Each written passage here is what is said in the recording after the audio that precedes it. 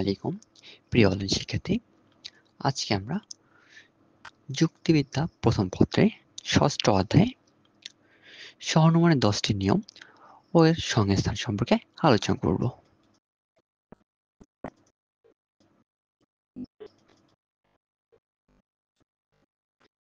এই পর্যায়ে আমরা সহনুমানের 10টি নিয়ম নিয়ে আলোচনা করব। সহনুমানের 10টি নিয়ম রয়েছে। সহনুমানের প্রথম নিয়ম, প্রত্যেক সহনুমানে 3টি পদ থাকবে।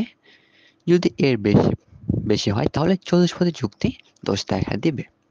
তো এখানে বলা হয়েছে যে প্রত্যেক সহনুমানের 3টি পদ থাকবে। যদি 3টির বেশি পদ দেখা দেয় তবে চতুষ্পদী দোষ দেখা দিবে।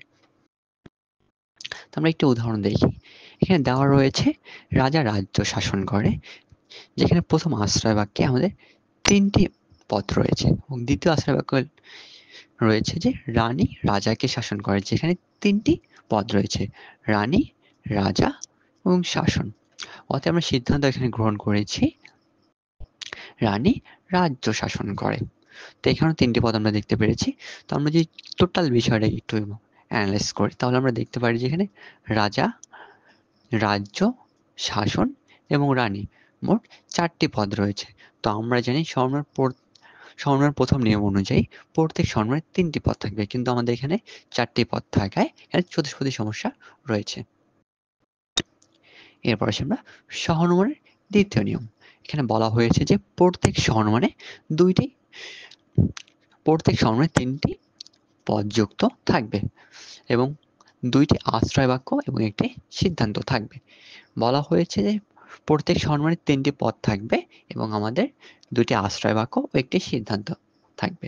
তো আমরা এখানে উদাহরণের মাধ্যমে দেখি যে সকল মানুষ হয় মরণশীল, সকল ছাত্র হয় মানুষ, অতএব সিদ্ধান্ত এসেছে যে সকল ছাত্র হয় মরণশীল। এখানে আমরা দেখতে পেরেছি যে এই যে ছাত্র পদটা হচ্ছে আমাদের উদ্দেশ্যপদ বা এটা প্রধান আশ্রয় বাক্য, অপ্রধান আশ্রয় বাক্য, এবং মরণশীল এটা হচ্ছে প্রধান আশ্রয় বাক্য, এবং এখানে মধ্যপদ হয়েছে আমাদের মানুষ। আমরা জানি মধ্যপদটা কি? মধ্যপদ হচ্ছে আশ্রয় বাক্যের মধ্যে সীমাবদ্ধ থাকবে এমন একটি পদকে মধ্যপদ বলা হয়, যেটি সিদ্ধান্তে ব্যবহৃত হবে না। এখানে আমরা দেখতে পেরেছি যে এই ছাত্র, মরণশীল এবং মানুষ, এখানে 3টি পদ রয়েছে এবং 2টা আশ্রয় বাক্য, সেই যে সকল মানুষ হয় মরণশীল এবং সকল ছাত্র হয় মানুষ, এখানে 2টা আশ্রয় বাক্য রয়েছে এবং একটি সিদ্ধান্ত রয়েছে। অতএব সকল মানুষ হয় মরণশীল আমাদের সিদ্ধান্ত। এরপর আমরা সহনুমানের তৃতীয় নিয়ম। তো সহনুমানের তৃতীয় নিয়মে বলা হয়েছে যে সহনুমানের আশ্রয় বাক্য দুটিতে যে মধ্যপদ রয়েছে তা একবার ব্যাপ্য হবে। যদি তা অব্যাপ্য হয় সেক্ষেত্রে মধ্যপদ জনিত অনুপত্তি দেখা দিবে। অর্থাৎ এখানে বলা হয়েছে যে আশ্রয় বাক্যে যে মধ্যপদটি রয়েছে তা একবার ব্যাপ্য হবে। তো আমরা এখানে দেখতে পেরেছি যে উদাহরণে সকল মানুষ হয় মরণশীল, এটি একটি সার্বিক শতর্থক যুক্তি বাক্য, যেখানে আমরা জানি সার্বিক শতক যুক্তি বাক্যে উদ্দেশ্যপদ ব্যাপ্য এবং হচ্ছে বিধায়পদ অব্যাপ্য। আমরা পরের বাক্যটাও দেখতে পেরেছি যে সকল পাখি হয় মরণশীল, এটি একটা সার্বিক শতক যুক্তি বাক্য, যেখানে হচ্ছে আমাদের বিধায় পদটি অব্যাপ্য, কিন্তু আমরা সিদ্ধান্তে দেখি যে সকল পাখি হয় মানুষ। তো এখানে বলা হয়েছে যে আশ্রয় বাক্যে দুইটি যে মধ্যপদ রয়েছে তা একবার ব্যাপ্য হতে হবে। তো এখানে আমার মধ্যপদ হচ্ছে মরণশীল, দুইটি একবারও ব্যাপ্য হয়নি, অর্থাৎ এখানে মধ্যপদ জনিত অনুপত্তি দেখা গিয়েছে। এরপর আমরা সহনুমানের চতুর্থ নিয়ম। এই নিয়মে বলা হয়েছে যে আশ্রয় বাক্যে কোনো অব্যাপ্য পদ সিদ্ধান্তে সে ব্যাপ্য হতে পারে না। যদি ব্যাপ্য হয় তাহলে যুক্তিগুলো ভ্রান্ত হয়। এখানে 2 ধরনের ভ্রান্ত যুক্তি পেয়ে থাকি আমরা। একটি হচ্ছে অবৈধ মধ্যপদ জনিত অনুপত্তি। একটি উদাহরণের মাধ্যমে আমরা বিষয়টি ক্লিয়ার হই। এই সকল মানুষ হয় জীবের একটি আশ্রয় বাক্য, যেখানে আমাদের উদ্দেশ্যপদ ব্যাপ্য এবং বিধায় পদ অব্যাপ্য।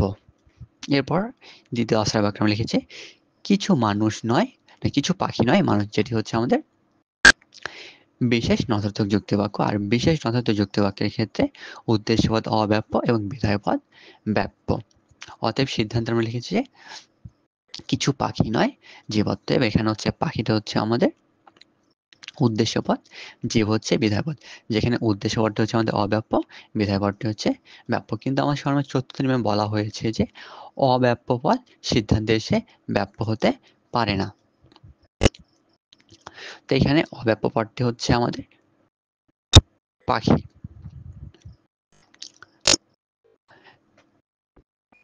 এবং হচ্ছে আমাদের এই যুক্তি বাক্যে যে আমরা জীব পদটি পেয়েছি সেটি হচ্ছে আমাদের অব্যাপ্য পদ, কিন্তু সেটির সিদ্ধান্তে এসে আমাদের ব্যাপ্য হয়ে গেছে। এই জন্য বলা হয়েছে যে কোনো অব্যাপ্য পদ সিদ্ধান্তে এসে ব্যাপ্য হতে পারে না। তবে দুই ধরনের সমস্যা দেখা দেয়, একটা হচ্ছে প্রধান পদজনিত অনুপূর্তি। তো এখানে আমাদের প্রধান পদজনিত অনুপূর্তি রয়েছে, কেননা জীব পদটি হচ্ছে আমাদের প্রধান পদ। তো আমরা জানি আশ্রয় বাক্যের যে বিধায় পদটি রয়েছে সেটি হচ্ছে আমাদের প্রধান পদ, এবং উদ্দেশ্য পদকে অপ্রধান পদ বলা হয়। তো এখানে প্রধান পদটি আশ্রয় বাক্যে অব্যাপ্য অব্যাপ্য রয়েছে, কিন্তু যার সিদ্ধান্তে এসে ব্যাপ্য হয়েছিল। দ্বিতীয় নাম্বার, অবৈধ অপ্রধান পদজনিত অনুপূর্তি। তো প্রথম আশ্রয় বাক্যে আমরা লিখেছি কোনো মানুষ নয়, চতুষ্পদী সকল মানুষ হয় জীব, অতএব কোনো জীব নয় চতুষ্পদী। তো এখানে আমাদের অপ্রধান পদ হচ্ছে জীব। আমরা জানি এই সার্বিক নদর্থক যুক্তি বাক্যে উভয় পদই হচ্ছে আমাদের ব্যাপ্য। কিন্তু এই যে প্রথম আশ্রয় এই বাক্যে হচ্ছে আমাদের মানুষ পদটি হচ্ছে উদ্দেশ্য পদ এবং বিধায় পদটি হচ্ছে জীব। তো এখানে জীব হচ্ছে আমাদের অব্যাপ্য পদ, কারণ আমরা জানি সার্বিক সহযোগ যুক্তি বাক্যে উদ্দেশ্য পদটি ব্যাপ্য হয় এবং বিধায় পদটি অব্যাপ্য হয়। যেহেতু এখানে আমাদের বিধায় পদটি ব্যাপ্য, বাট কিন্তু সেটা সিদ্ধান্তে এসে আমাদের অব্যাপ্য হয়েছে, সিদ্ধান্তে যা ব্যাপ্য হয়েছে। এরপর আসে সহানুমানের পঞ্চম নিয়ম। আশ্রয় বাক্য দুটি একটি নতর্থক বাক্য হতে পারবে না। তো বলছে কি আশ্রয় বাক্যের দুটি একসাথেই নতর্থক বাক্য হতে পারবে না, কিন্তু সিদ্ধান্তে তখন ত্রুটি প্রমাণিত হবে। অর্থাৎ দুটি আশ্রয় বাক্য আমাদের কখনোই নতর্থক হতে পারে না। বা এখানে বলা একটু উদাহরণের মাধ্যমে দেখি, কোনো মানুষ নয় অমর প্রথম আশ্রয় বাক্য, এবং দ্বিতীয় আশ্রয় বাক্যে লেখা হয়েছে কোনো পশু নয় মানুষ। অতএব সিদ্ধান্তে আমরা লিখেছি যে কোনো পশু নয় অমর। তো এখানে বলা হয়েছে যে দুইটি নতর্থক বাক্য হতে পারে না, আশ্রয় বাক্য দুই কখনোই নতর্থক হতে পারে না। যদি নতর্থক হয় এক্ষেত্রে আমাদের ভুল হয়। তো আমরা এখানে দেখতে পেরেছি নয় রয়েছে, তো আমরা জানি নতর্থক বাক্যে নয় ব্যবহার করা হয়। এরপর সেই স্বরমার ষষ্ঠ নিয়ম। তো স্বরমার ষষ্ঠ নিয়মে বলা হয়েছে যদি আশ্রয় বাক্যে একটি নতর্থক হয় তবে অপরটি অবশ্যই সতর্থক হবে। তো এখানে বলা হয়েছে একটি যদি নতর্থক হয় অবশ্যই পরবর্তীটি সতর্ক হতে হবে। তো একটা উদাহরণের মাধ্যমে আমরা দেখি, এখানে আমরা লিখেছি যে কোনো পাখি নয় মানুষ, এবং দ্বিতীয় আশ্রয় বাক্যে লিখেছি যে কোনো মানুষ নয় মাছ। অতএব সিদ্ধান্তে লিখেছি আমরা কোনো মাছ নয় পাখি। যেহেতু আমাদের এখানে বলাই হয়েছে যে আশ্রয় বাক্য যদি নতর্থক হয় তাহলে পরবর্তীতে অবশ্যই সতর্ক হতে হবে। যেহেতু আমাদের প্রথমটিতে নতর্থক রয়েছে এবং দ্বিতীয়তে নতর্থক রয়েছে, এক্ষেত্রে এটি ভুল রয়েছে। এরপর আসি আমরা সহানুমানের সপ্তম নিয়মে। আশ্রয় বাক্যে উভয় পদ বিশেষ যুক্তি বাক্য হলে সিদ্ধান্ত বিশেষ হবে। অর্থাৎ আশ্রয় বাক্যে উভয় পদটি যে বিশেষ যুক্তি বাক্য হয়, সিদ্ধান্তে আমাদের বিশেষ যুক্তি বাক্য হবে। তো আমরা জানি বিশেষ যুক্তি বাক্যের ক্ষেত্রে আমরা কিছু ব্যবহার করে থাকি। তোমরা এখানে দেখতে পেয়েছি যে কিছু মানুষ হয় শিক্ষিত, এবং দ্বিতীয় আশ্রয় বাক্যে লেখা হয়েছে কিছু ছাত্র হয় মানুষ, অতএব কিছু ছাত্র হয় শিক্ষিত। তো তাহলে আমরা বলতে পারি যে এখানে আশ্রয় বাক্যে দুইটি হচ্ছে আমাদের বিশেষ বিশেষ যুক্তি বাক্য রয়েছে এবং সিদ্ধান্তে আমাদের বিশেষ যুক্তি বাক্য রয়েছে, অর্থাৎ সপ্তম নিয়মটা এখানে আমাদের মেনে চলছে। এরপর সেই সহানুমানের অষ্টম নিয়ম, যেখানে বলা হয়েছে আশ্রয় বাক্যে একটি নতর্থক হয় তবে সিদ্ধান্ত নতর্থক হবে। যদি একটি আশ্রয় বাক্য আমাদের নতর্থক হয় তাহলে সিদ্ধান্ত আমাদের নতর্থক হবে। তো আমরা এখানে প্রথম আশ্রয় বাক্যে দেখেছি কোনো পশু নয় মানুষ, এটা একটি নতর্থক বাক্য, এবং দ্বিতীয়তে লেখা হচ্ছে কোনো সকল মানুষ মরণশীল। তো এটি হচ্ছে আমাদের এটা হচ্ছে সদর্থক বাক্য। তো অতএব সিদ্ধান্ত আমরা লিখেছি যে কোনো পশু নয় মরণশীল। যেহেতু আমাদের অষ্টম নিয়মে বলা হয়েছে একটি নতর্থক হলে সিদ্ধান্ত আমাদের নতর্থক হবে, তো এখানে আমরা দেখতে পেরেছি সিদ্ধান্তটি আমাদের নতর্থক হয়েছে, অর্থাৎ সহানুমানের অষ্টম নিয়ম এখানে মেনে চলছে। এরপর আসে সহানুমানের নবম নিয়ম, যেখানে বলা হয়েছে সিদ্ধান্ত সর্বদা আশ্রয় বাক্যের বিশেষ রূপ অনুসরণ করবে। অর্থাৎ একটি আশ্রয় বাক্য যদি বিশেষ বাক্য হয় তবে সিদ্ধান্ত বিশেষ হবে। আমরা একটু উদাহরণের মধ্যে বিষয়টি ক্লিয়ার হই। তো এখানে দেওয়া রয়েছে সকল মানুষ মরণশীল এবং বলা হয়েছে কিছু প্রাণী মানুষ, অতএব কিছু প্রাণী মরণশীল। যেহেতু আমাদের বলা হয়েছে যে আশ্রয় বাক্যটি বিশেষ হলে সিদ্ধান্তটি বিশেষ হবে।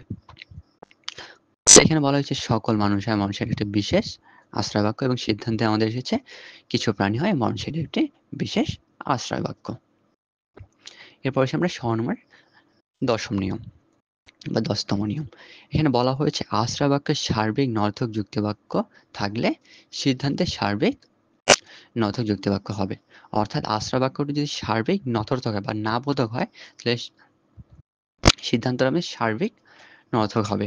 তো এখানে আমরা দেখতে পেয়েছি যে কোনো মানুষ নয় অমর, এটা আশ্রয় বাক্য, যেটা হচ্ছে সার্বিক নর্থক যুক্তিবাক্য। আমরা জানি সার্বিকের ক্ষেত্রে কোনো ব্যবহার করে থাকি বা সব ব্যবহার করে থাকি। তো পরবর্তী আশ্রয় বাক্যে লেখা হয়েছে সকল ছাত্র মানুষ, এবং সিদ্ধান্তে এসেছে কোনো ছাত্র নয় অমর। তো অর্থাৎ আমরা এখানে বলা হয়েছে যেহেতু সার্বিক নর্থক হয় এবং সিদ্ধান্তটি সার্বিক নর্থক হয়, আমরা এখানে দেখতে পাচ্ছি সিদ্ধান্তের আমাদের সার্বিক নর্থক বাক্য, কেননা এখানে কোনো ব্যবহার করা হয়েছে এবং নয় ব্যবহার করা হয়েছে। এরপর আমরা সহনমানের সংস্থান সম্পর্কে জানব। তো সহনমানের 4টি সংস্থান রয়েছে: প্রথম পর্যায়, দ্বিতীয় পর্যায়, তৃতীয় পর্যায় এবং চতুর্থ পর্যায়। তো এই পর্যায়ে আমরা প্রথম পর্যায়ে নিয়ে আলোচনা করব। তো প্রথম পর্যায়, তো এটা আমরা উদাহরণের মধ্যে বিষয়টি ক্লিয়ার হয়। তো প্রথম পর্যায়ের নিয়ম হচ্ছে আমাদের এম আশ্রয় বাক্য, প্রথম আশ্রয় বাক্যটি এমপি হবে, দ্বিতীয় আশ্রয় বাক্যটি এসএম হবে, তৃতীয় আশ্রয় বাক্যটি এসপি হবে। তৃতীয় সিদ্ধান্তটি আমাদের এসপি হবে। তো আমরা এখানে সিদ্ধান্তে লিখেছি যে সকল গরু হয় মরণশীল। তো আমাদের এখানে উদ্দেশ্য পদটি হচ্ছে অপ্রধান পদ এবং বিধেয় পদটি প্রধান পদ। আমরা জানি সিদ্ধান্তের যে উদ্দেশ্য পদটি সেটি হচ্ছে আমাদের অপ্রধান পদ এবং সিদ্ধান্তের বিধেয় পদটি হচ্ছে আমাদের প্রধান পদ। প্রথম আশ্রয় বাক্যে আমরা পেয়েছি যে জীব পদটি, যেটি হচ্ছে আমাদের মধ্যপদ। তো আমরা মধ্যপদ কি, তো মধ্যপদ হচ্ছে যেটি দুইটা আশ্রয় বাক্যের মধ্যেই সীমাবদ্ধ থাকবে এবং সিদ্ধান্তে ব্যবহৃত হবে না, এমন একটি পদই হচ্ছে আমাদের মধ্যপদ। তো আমাদের এখানে জীব পদটি সিদ্ধান্তে আমাদের কোথাও নেই। তো তো বলতে পারি আমরা যে জীব পদটি এখানে মধ্যপদ, মরণশীল পদটি হচ্ছে আমাদের প্রধান পদ। তো এক্ষেত্রে আমাদের এখানে হয়েছে এমপি, এবং দ্বিতীয় আশ্রয় বাক্যে আমাদের গঠিত হয়েছে গরু, যেটি হচ্ছে অপ্রধান পদ, জীব পদটি মধ্যপদ, এই জন্য আমরা এখানে লিখেছি যে এস এম। এরপর আসি আমরা দ্বিতীয় সংস্থান। তো দ্বিতীয় সংস্থানে আমরা সিদ্ধান্তে দেখেছি যে কোনো মানুষ নয় কুকুর। তো আমাদের উদ্দেশ্য পদ মানুষ, যেটি হচ্ছে অপ্রধান পদ, এবং কুকুর পদটি হচ্ছে আমাদের প্রধান পদ, এই জন্য আমরা লিখেছি এস পি। তো দ্বিতীয় সংস্থানের নিয়ম হচ্ছে আমাদের P M S M SP. তো আমাদের 4টি নিয়মের ক্ষেত্রে সর্বদা এসপি আমাদের থাকবেই। তো এখানে কুকুর হচ্ছে আমাদের প্রধান পদ এবং হচ্ছে দ্বিপদ হচ্ছে মধ্যপদ। এরপর হচ্ছে আমরা দ্বিতীয় আশ্রয় বাক্যে দেখতে পেয়েছি যে মানুষ পদটি হচ্ছে অপ্রধান পদ এবং দ্বিপদটি মধ্যপদ, এই জন্য আমরা এখানে লিখেছি যে পিএম এসএম এসপি। এরপর আমরা তৃতীয় সংস্থান। তো তৃতীয় সংস্থানে আমাদের সিদ্ধান্তে লেখা হয়েছে যে সকল শিক্ষক বিদ্বান। এখানে শিক্ষক হচ্ছে উদ্দেশ্য পদ আর বিদ্বান হচ্ছে আমাদের বিধেয় পদ, অর্থাৎ শিক্ষকটি হচ্ছে আমাদের অপ্রধান পদ এবং বিদ্বান হচ্ছে প্রধান পদ। তো সংস্থানের তৃতীয় নিয়মে বলা হয়েছে যে এমপি এসএম এসপি হয়। তো এখানে আমাদের সূত্র হচ্ছে এমপি এসএম এসপি। প্রথম আশ্রয় বাক্যে লেখা হয়েছে সকল পণ্ডিত বিদ্বান। তো এখানে পণ্ডিত হচ্ছে আমাদের প্রধান পদ এবং হচ্ছে বিদ্বান হচ্ছে আমাদের মধ্যপদ, এই জন্য বলা হয়েছে এমপি। এম দ্বারা হচ্ছে আমাদের মধ্যপদকে বোঝানো, সরি, এম দ্বারা মধ্যপদকে বোঝানো হয়, পি দ্বারা প্রধান পদকে বোঝানো হয়। সরি, এখানে প্রথমে আমাদের রয়েছে মধ্যপদ এবং এখানে রয়েছে প্রধান পদ, এখানে আমাদের একটু ভুল রয়েছে।